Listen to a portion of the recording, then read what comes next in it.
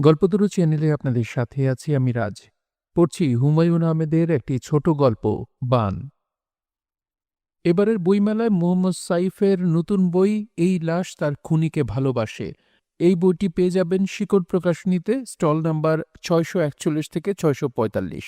আপনারা বইমেলায় গেলে অবশ্যই বইটি কালেক্ট করবেন, এবং যারা বইমেলায় যেতে পারছেন না তারা অবশ্যই রকমারি.কম থেকে বইটি কালেক্ট করতে পারেন।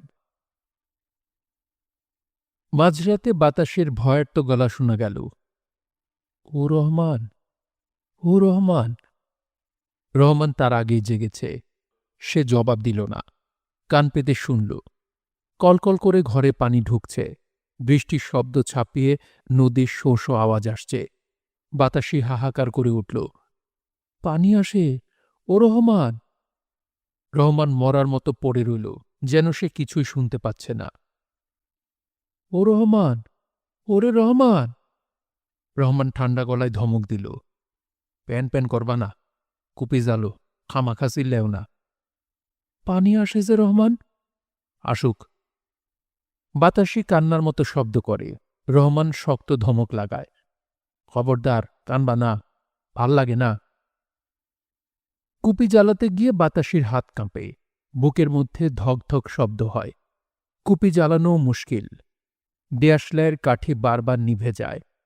কুপির ঘোলাটে আলোয় বাতাসে দেখতে পায় রহমান চুপচাপ বসে আছে চৌকিতে, তাকিয়ে আছে মেঝের দিকে, যেখানে ঘোলাটে পানি ক্রমে ক্রমেই বেড়ে উঠছে। বাতাসি চেঁচিয়ে উঠল, পুতিরে ডাক দে রহমান, আবাগের বেটি এখনো ঘুমায়। তুমি চুপ থাকো, খামাখা সিলদানি। বাতাসি চুপ করে যায়। দরজা খুলতেই হাওয়ায় দপ করে কুপি নিভে যায়। ছপ ছপ শব্দ করে রহমান উঠোনে নেমে পড়ে। ঘুটঘুটি অন্ধকার চারদিকে। একটানা বৃষ্টি পড়ছে। নদীর পাশে ছড়িয়ে ছিটিয়ে থাকা বাড়িঘরগুলি জেগে উঠেছে। দূরে দূরে কুপির আলোর ব্যস্ত নাড়াচাড়া চোখে পড়ে। মাঝে মাঝে শোনা যাচ্ছে একজন আরেকজনকে গলা ফাটিয়ে ডাকছে, কলিম ভাই, ও কলিম ভাই। একজন ডাকলেই সাড়া দিচ্ছে অনেকে। অনেকটা জায়গা জুড়ে হুই হুই শব্দ ছড়িয়ে পড়ছে। অন্ধকারে দাঁড়িয়ে থেকে রহমান হাঁক পাড়ে, কুপি ধরা গো মা, ভ্যানদার মতো ছায়া থেকো না। কুপি হাতে বাইরে আসতেই আবার ফস করে কুপি নিভে যায়। রহমান গাল পাড়ে, আরে বেকুব বেটি, বুদ্ধিশুদ্ধি সটাকটাও নাই। ছপ ছপ শব্দ তুলে হাতড়ে হাতড়ে রহমান এগোয়। পানির মধ্যেই হাঁটু ছাপিয়ে উঠেছে। গোয়ালঘর অনেকটা নিচুতে। গরু দুটির গলার দড়ি কেটে দেওয়া উচিত। কোনো সারা শব্দ আসছে না। কে জানে কেন, এর মধ্যেই ডুবে মরেছে নাকি। ঘরের ভেতর পুতি জেগে উঠেছে। পুতি ঘুমায় তার দাদির সঙ্গে।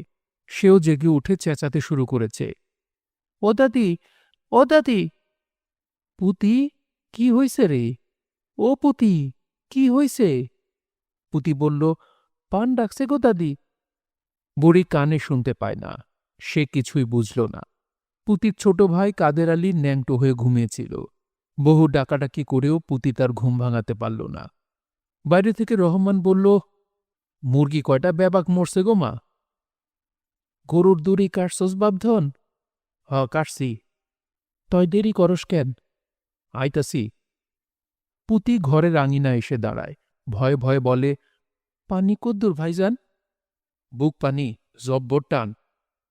রহমানকে দেখতে পেয়ে বধির দাদি গলা ছেড়ে কেঁদে ওঠে। রহমান বিরক্ত হয়ে বলে, কি হইছে?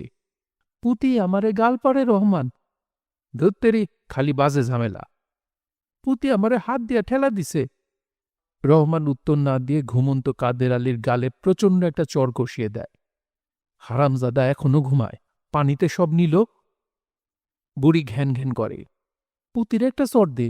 ও রহমান, পুতি আমারে গাইল দিছে। কাদের আলী অবাক হয়ে তাকিয়ে থাকে পানির দিকে। কাঁদতেও ভুলে যায়।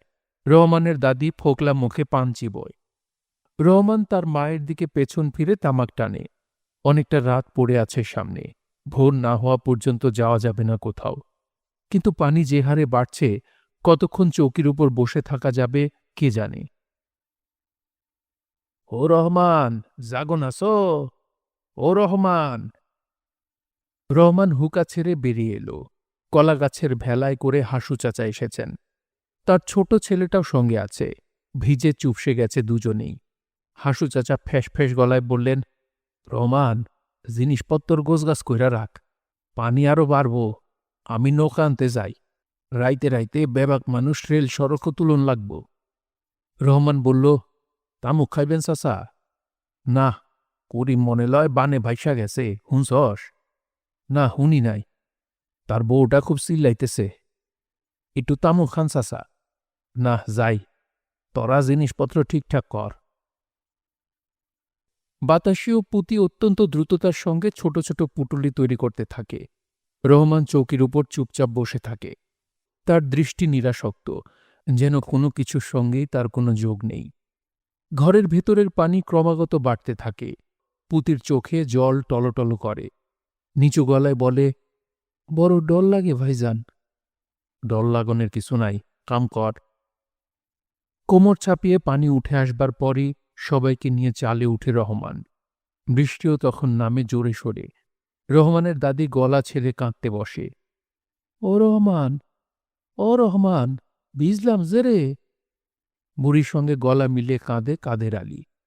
বাতাসে আক্ষেপের সুর বের করে। ধান চাউল সব গেল রে। ও রহমান, ও বাপধন। রহমান ধমক লাগায়, খবরদার, প্যান প্যান করবা না। অন্ধকার রাত, অঝরে পড়ছে বৃষ্টি। চারিদিকে ফুলে ফেপে উঠছে রাত্রির মতোই অন্ধকার জলরাশি। দূরে দূরে ছড়িয়ে ছিটিয়ে থাকা বাড়িঘর থেকে চিৎকার ও কোলাহল শোনা যাচ্ছে। নদীর শোঁ শোঁ আওয়াজের সঙ্গে সে কোলাহল মিশে অদ্ভুত শব্দ হয়। স্রোতের প্রবল টানে রহমানের বহুদিনের পুরানো চালাঘর নড়বড় করে কাঁপে। ভয় পাওয়া গলায় পুতি ডাকে, ভাইজান, ও ভাইজান। রহমানের দাদি ভাঙা গলায় বলে, ও দাদা, বড় শীত লাগে। এবং একসময় পুতি শুনতে পায় তার ২৬ বছরের জোয়ান দাদা ছেলে মানুষের মতো কাঁদছে। তার বড় ইচ্ছা করে সে দাদার পাশে বসে, কিন্তু সাহসে কুলোয় না। দাদাকে তারা সবাই বড় ভয় করে। শুনছিলেন হুমায়ূন আহমেদের একটি ছোট গল্প, বান। গল্পটি শুনতে আপনাদের কাছে কেমন লাগলো অবশ্যই কমেন্ট করে জানাবেন। ভালো লাগলে একটি লাইক করবেন, চাইলে শেয়ার করতে পারেন। সবাই ভালো থাকবেন, সুস্থ থাকবেন এবং গল্পতরুর সঙ্গী থাকবেন। ধন্যবাদ।